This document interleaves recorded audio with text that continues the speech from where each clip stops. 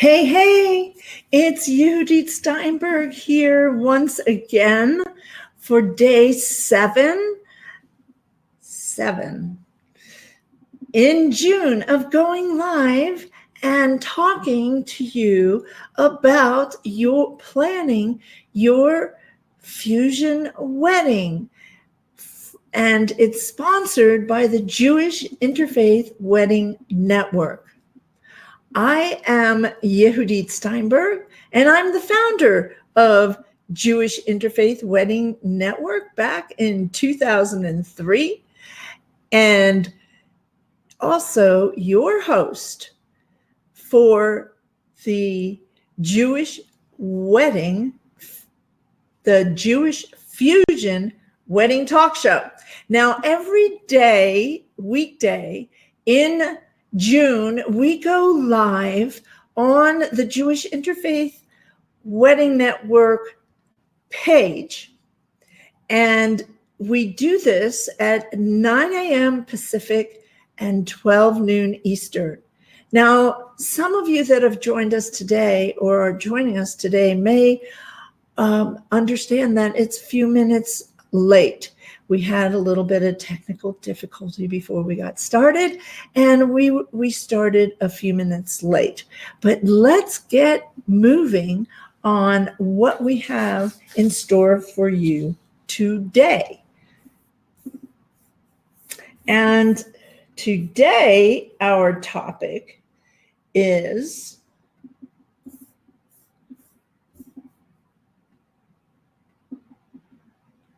where will the wedding and ceremonies take place? Now, I want to go over a little bit about where we've been. And so we're going to recap what we've been doing this week. And this week, we're talking about, hold on a second. Give me just a moment. Okay, so this week we have been answering 4 fusion wedding questions to answer before you start planning. And your interfaith weddings have some different questions and situations that you want to think about at the beginning of your planning before you make any major decisions, because these questions tend to really guide you as to what's going to be the best place for you to hold your wedding, the best type of officiant, and the style of your ceremony, and some of those major issues. So it's really important to get this out in the beginning. So question number 1, and we talked about this a couple of days ago on session 5, day 5, how to incorporate different traditions into your wedding. And so this was like an overview framework of are you going to, how many ceremonies are going to have, where are you going to, where you want to hold your wedding reception, and a number of different options. So check out day 5 if you haven't done that already. Now, this day 6, we went over question number 2, who will officiate the ceremony? And I went over several options that you can consider on the type of officiants that you can have come and officiate your wedding ceremony. Today, we are going to talk about a couple of options on where will the wedding and ceremonies take place, and why you might want to consider one option over the other.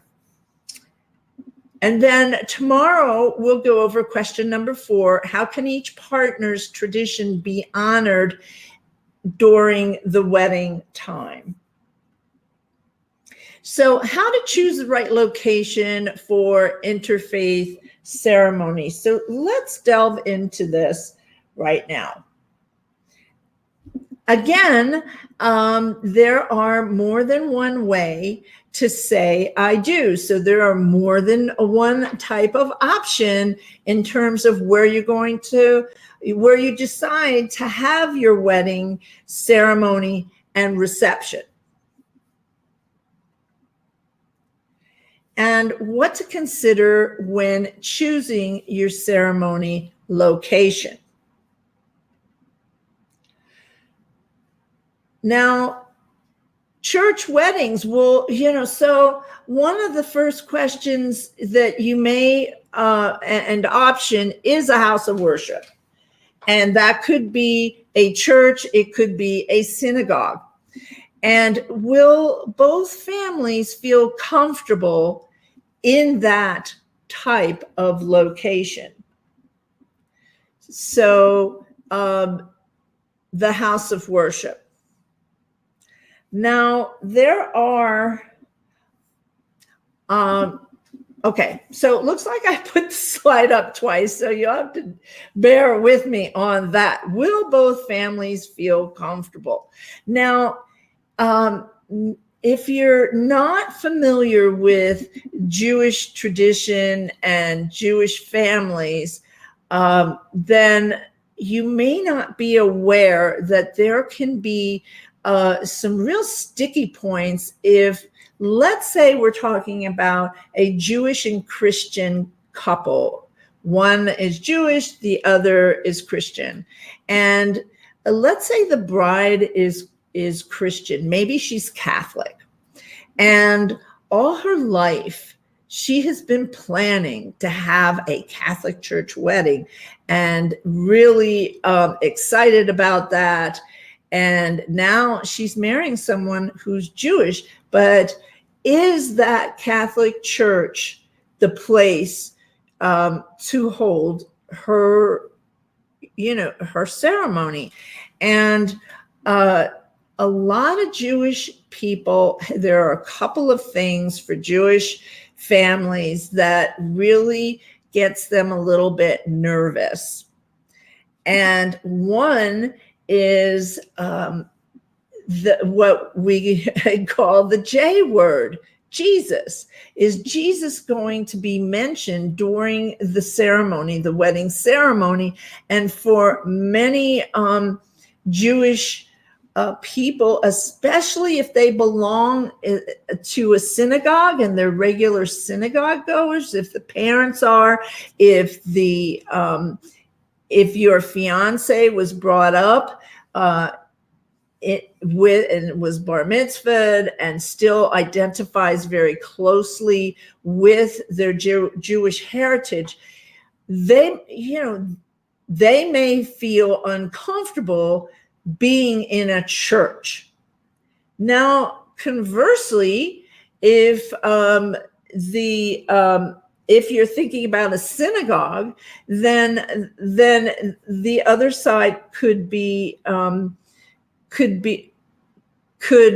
feel uncomfortable as well. And what are the regulations in the synagogue up until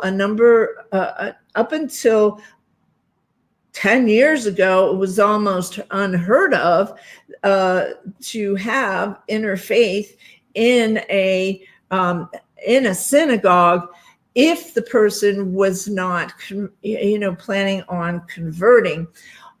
So you want to take some of those into consideration.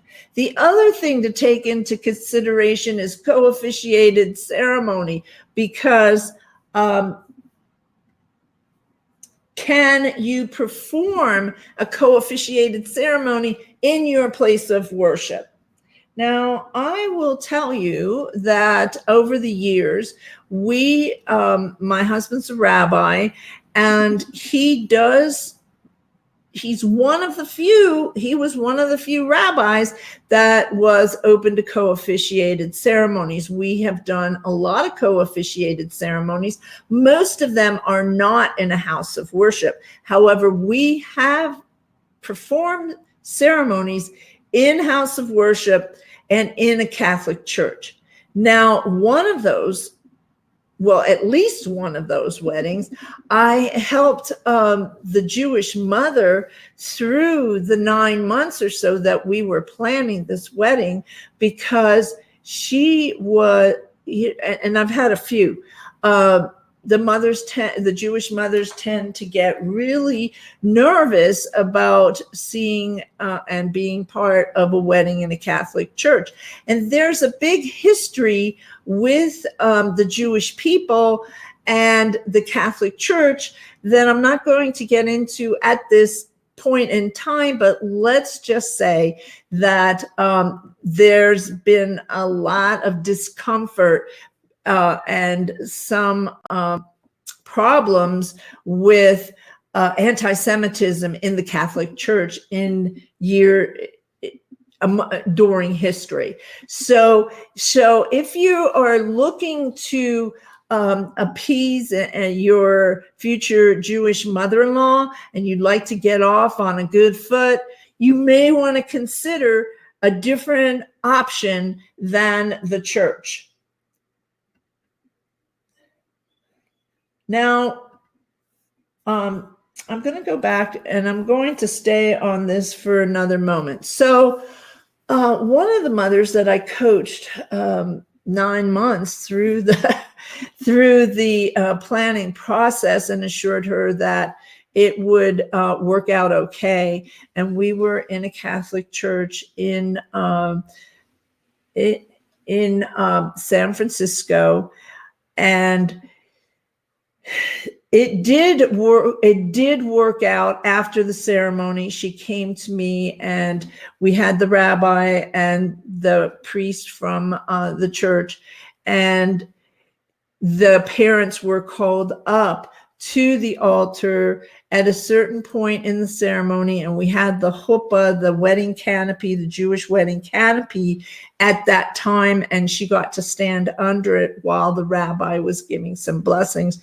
And she felt okay. She felt really good about it afterwards because of the way we had worked with the wording and also worked with her over the year. So there are success stories there, but I just want to, it is a pain point for Jewish families. And then conversely, it can be a pain point if you're, choosing a synagogue. It might be a pain point for the non-Jews. Second option is choosing a spiritual, secular, and inspirational location. And what this does, so for example, outdoor ceremonies, and a lot of Jewish ceremonies have been done outdoors. Actually, before synagogue ceremonies, outdoor ceremonies is really what a lot of Jewish ceremonies have been. This particular ceremony was a Jewish ceremony. It was done on the rooftop of an Airbnb in San Francisco. And you can see the Golden Gate Bridge in the background and the Palace of Fine Arts. And the view was breathtaking, and it served for the mothers who were there and the couple as a source of inspiration as well. So choosing neutral ground can have some religious elements without making the family and guests feel uncomfortable in a house of worship.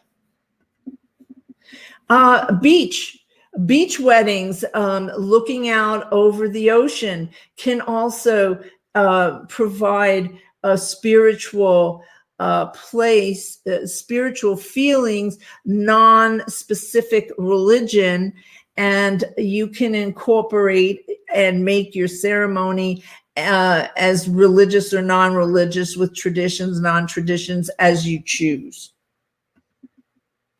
And then the third option is just a purely secular place. For example, city hall weddings.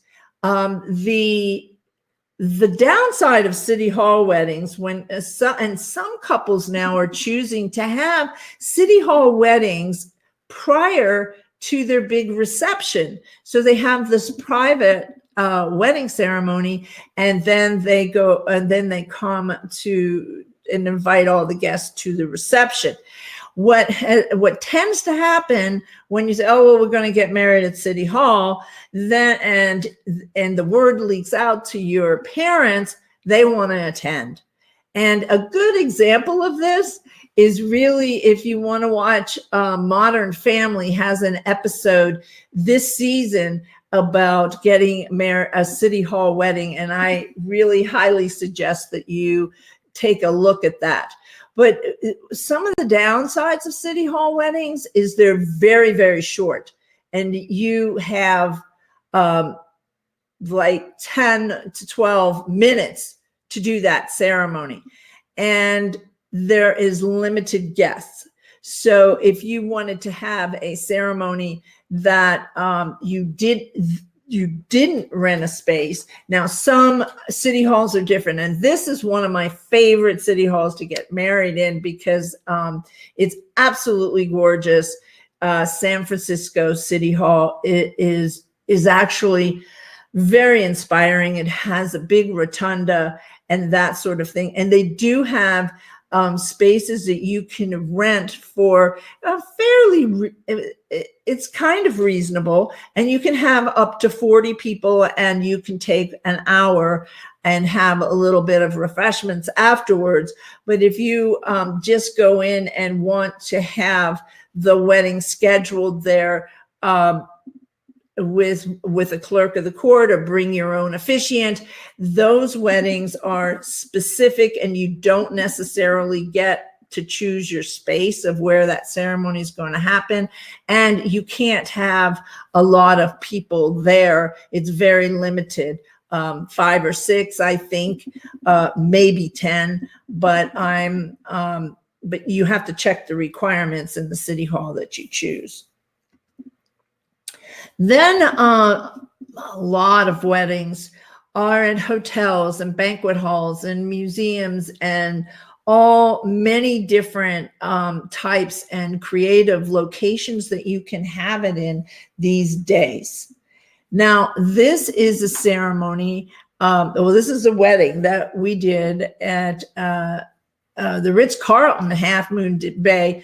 It's actually pretty inspirational as well. But it is, when you walk inside, it's a hotel, and there's conference rooms, and you can decorate those and have all kinds of different feelings, and also depending on your budget.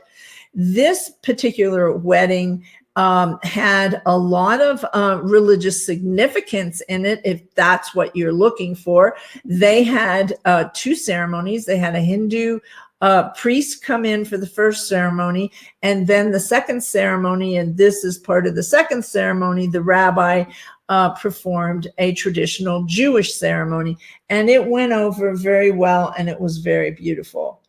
So when do you want to begin this process? Well, you want to begin, if you can, with before you start choosing your locations and your officiants and other major vendors for your wedding, if at all possible, because then you know some of the basic framework and the overall framework of what you're going to do with your wedding. You have talked to your partner, and you've decided what your priorities are, and you have talked, and that was what we went over. All right.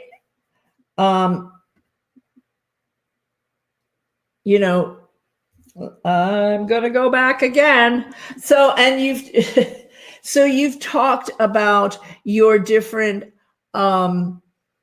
priorities, and you've talked with the families, and they've kind of expressed what their wishes, and then you've come up with something that that is custom to your specific situation, so that you and your fiance and your parents and your guests can feel honored and welcomed and included. That helps to start off your marriage on a good foot. So today we talked about where will the wedding and ceremonies take place, and we talked about option one. Is it going to be in a house of worship? And then we've talked about option two. Are you going to find a place that feels spiritual as well as secular, or will you find a totally secular common ground place? And maybe you're not going to have any of the traditions of your and heritage from your family. And these are all decisions that are made on an individual basis, because you want to take into consideration what where everyone's at and what your background and upbringing has been.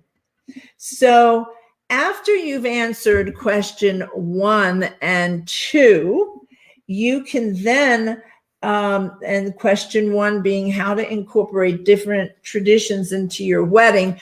Well, that, where we're talking about the overall framework of, are we going to have one ceremony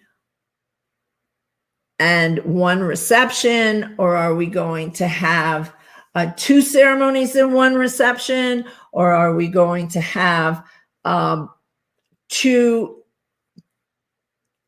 totally different weddings, and 2 different weddings? Maybe one is in the family is, you have family that's still living in India, and then you have the American family here in the States. And so you have an Indian wedding in India, traditional. And then here in the States, you have an American wedding. If you're Jewish, you might choose to have a Jewish ceremony here.